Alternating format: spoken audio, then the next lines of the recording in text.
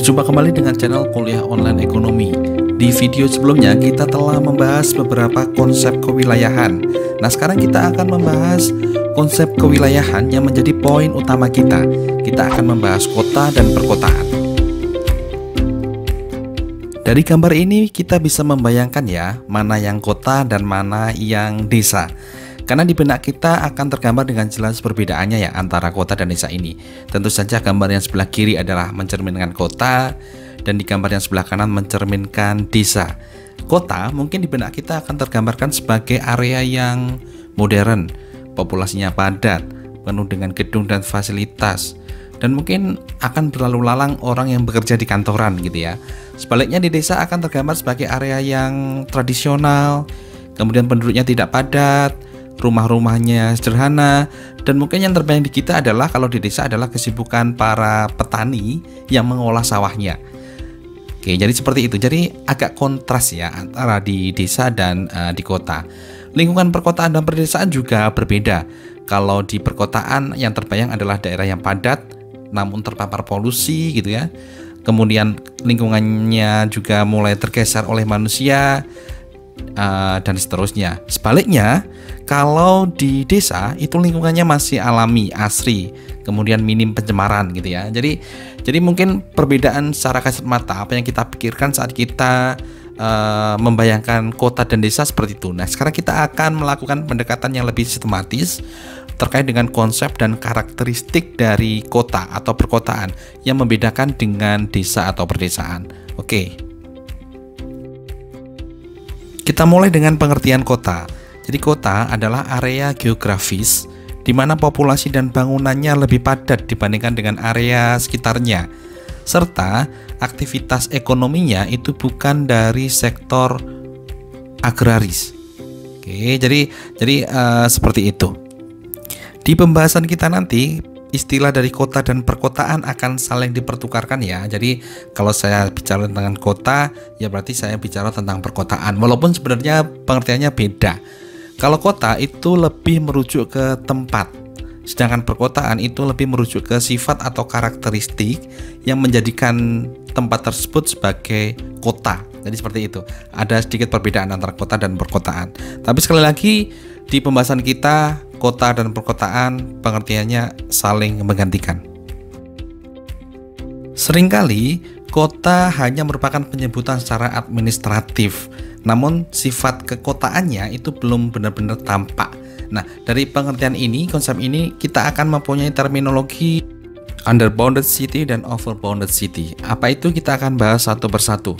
Overbounded city adalah suatu wilayah kota di mana cakupan secara administratif itu lebih luas daripada unsur-unsur kekotaannya. Mungkin kalau kita memberi contoh seperti ini. Di Aceh ada kota namanya Kota Sabang. Tetapi apakah seluruh kota Sabang tersebut mempunyai ciri-ciri atau sifat kekotaan di mana tadi wilayahnya padat, struktur bangunannya padat, kemudian bukan dari agraris, apakah seperti itu? Ternyata tidak. Oke, jadi karena penyebutan kota di sini berdasarkan administratif. Jadi lingkup administratifnya itu lebih luas daripada sifat-sifat kekotaannya. Ini yang kita sebut sebagai overbounded city. Kalau underbounded city apa? Underbounded city ini adalah suatu wilayah kota, sebaliknya cakupan unsur-unsur kekotaannya itu lebih luas daripada batas administrasi kota itu sendiri. Contohnya seperti ini. Di Jawa Tengah ada namanya Kota Solo. Oke, ada Kota Solo berbatasan dengan Kabupaten Sukoharjo. Tetapi di Kabupaten Sukoharjo itu sendiri itu ada wilayah yang sebenarnya mempunyai sifat kekotaan. Oke, jadi administrasi Kota Solo ini hanya terbatas, tetapi lingkup di sekitarnya yang masuk dalam Kabupaten Sukoharjo itu sebenarnya itu mempunyai sifat kekotaan. Nah, contoh seperti ini yang kita sebut sebagai underbounded city. Oke, ada wilayah daerah di luar penyebutan kota, namun sebenarnya dia memiliki sifat-sifat kekotaan. Oke, seperti itu. Sekarang kita akan melakukan pandangan yang terstruktur tentang karakteristik kota dari beberapa sisi atau dari beberapa segi. Yang pertama dari sisi fisik. Kota itu adalah suatu wilayah yang wilayah terbangunnya build up areanya itu lebih padat dibandingkan dengan area sekitar. wilayah terbangun atau build up area ini berarti dia adalah wilayah yang bukan lagi terjadi secara alam, sudah ada campur tangan manusia di situ. Oke, dan itu lebih padat dibandingkan dengan area sekitar. Area sekitar berarti desa. Oke, itu dari sisi fisik. Kalau dari sisi demografis berarti wilayahnya, konsentrasi penduduknya itu lebih padat dibandingkan dengan area sekitar. Itu dari sisi demografis. Dari sisi sosial, oke, karena kota merupakan akumulasi dari beberapa penduduk dan penduduknya ini konsentrasinya padat dan berasal dari kelompok sosial yang berbeda-beda, menyebabkan kondisi sosialnya itu heterogen. Oke, karena heterogen berarti latar belakang budayanya juga berbeda-beda.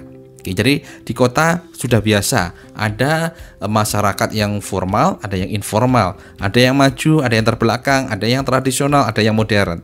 Oke, karena sifatnya adalah heterogen. Itu dari sisi sosial. Kalau dari sisi ekonomi, tadi kita sudah bahas bahwa kota itu merupakan suatu wilayah dengan kegiatan usaha yang sangat beragam dan utamanya didominasi oleh sektor non-agraris atau non-pertanian.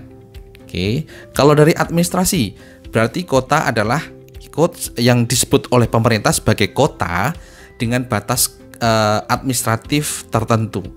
Oke, ini adalah penyebutan yang diberikan oleh pemerintah. Itu dari sisi administratif.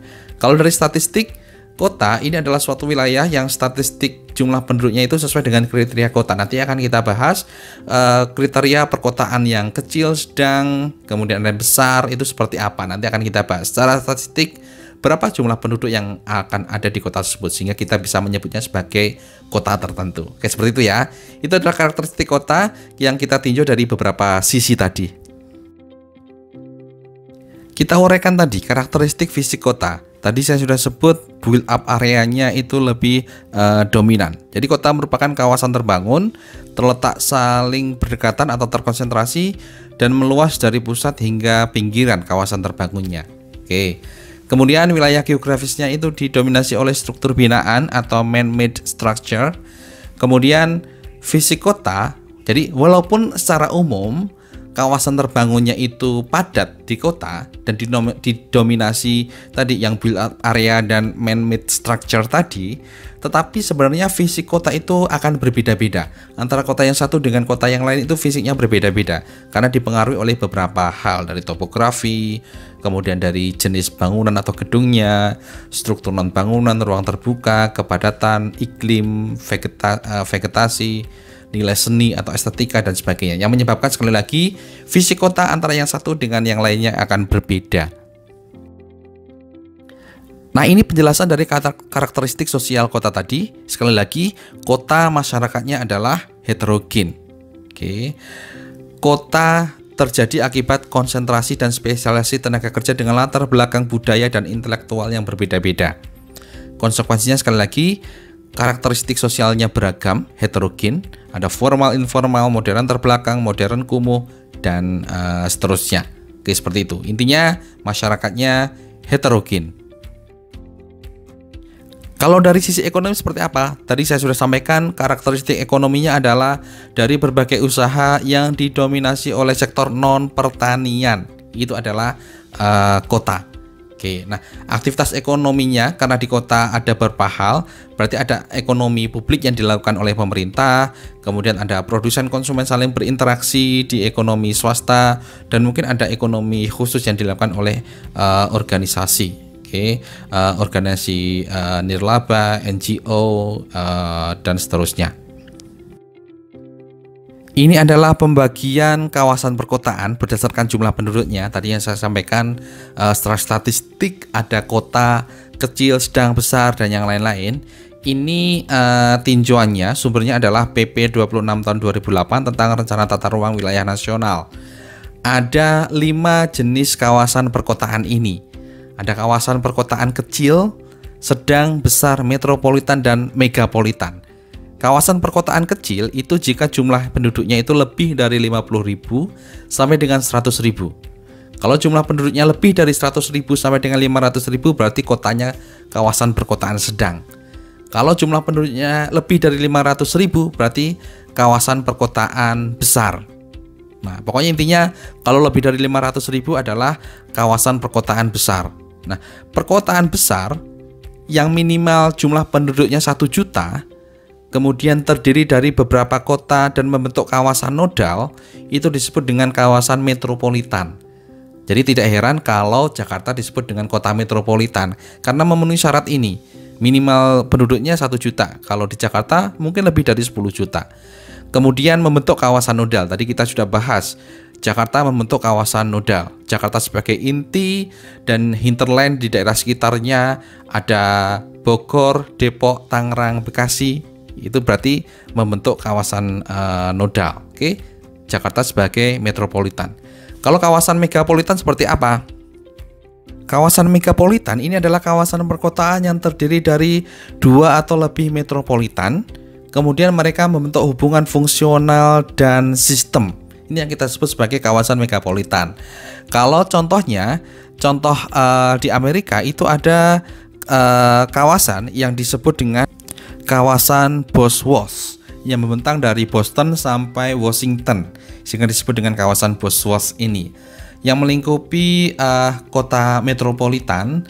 Ada Boston, ada New York, ada Philadelphia, kemudian ada Washington. Ini yang kita sebut dengan megapolitan Bosworth. Kalau di Indonesia, konsep megapolitan di Indonesia baru wacana. Jadi kita mungkin telah mendengar istilah megapolitan Jayabaya yang meliputi daerah pesisir utara Jawa dari Jakarta sampai dengan Surabaya. Namun hal ini belum terwujud. Oke, jadi tapi intinya kalau kawasan megapolitan seperti ini. Megapolitan berarti ada beberapa metropolitan yang membentuk suatu sistem.